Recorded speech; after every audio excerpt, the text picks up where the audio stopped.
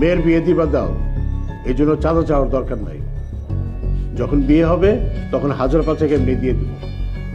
Sir আমার 5 লাখ। তোমার ব্যাংকে না কিছু টাকা আছে, এটা তুলো। ব্যাংকের টাকা দিয়ে তো একটা গয়না হইল না, অনেক খরচ না। কমিউনিটি সেন্টার ভাড়া দিতে হবে, লোকজনকে দাওয়াত দিতে হবে, গ্রামের লোকজনও তো বলতে হবে না। তাছাড়া বিয়ের আগে তোমার চিকিৎসা করানোর জন্য টাকা কে দিব? এর আগে মিলির চাকরিটা হইয়াও হইল না, টাকা চাইলো বইলা হইল না। আমার চিকিৎসা শেষ করতে পারল না টাকার জন্যে।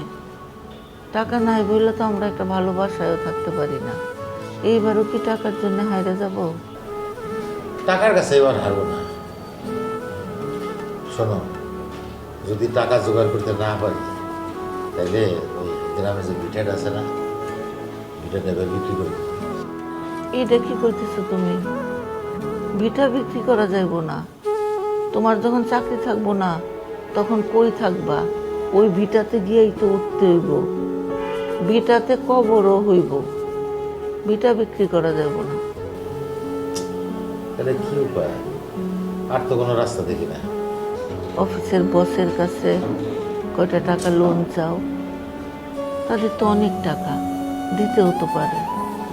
না, চাইছিলাম একজনের কাছে, কিন্তু সে দিতে পারে না। দেখি এবার বড় বসের কাছে সব। খুব দরদ দিয়া বইল, তাহলে মায়া হইব। ঠিক আছে।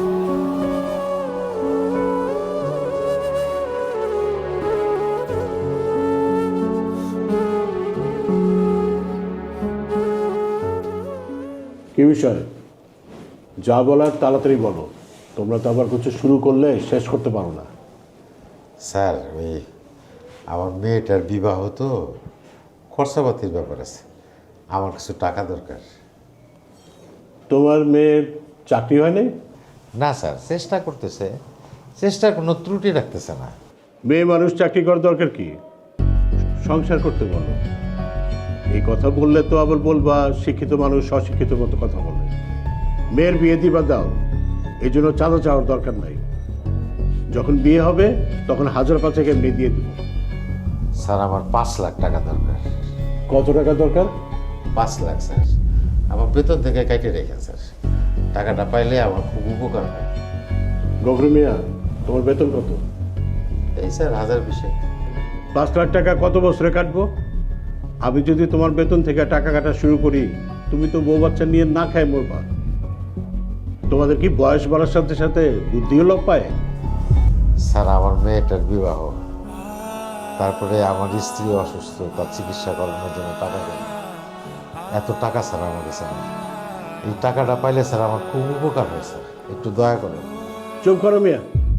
অফিসের বসের কাছ থেকে টাকা নেওয়ার চিন্তা করতেছো, লজ্জা করে না? অন্য জায়গা থেকে টাকা নাও, কমন সেন্স নেই কোনো? যাও বেরো। বিয়ের আগে বলবা 5-10 হাজার টাকা এমনি দিয়ে দিব, ফেরত দিতে হবে না। দাঁড়ায় আছো কেন?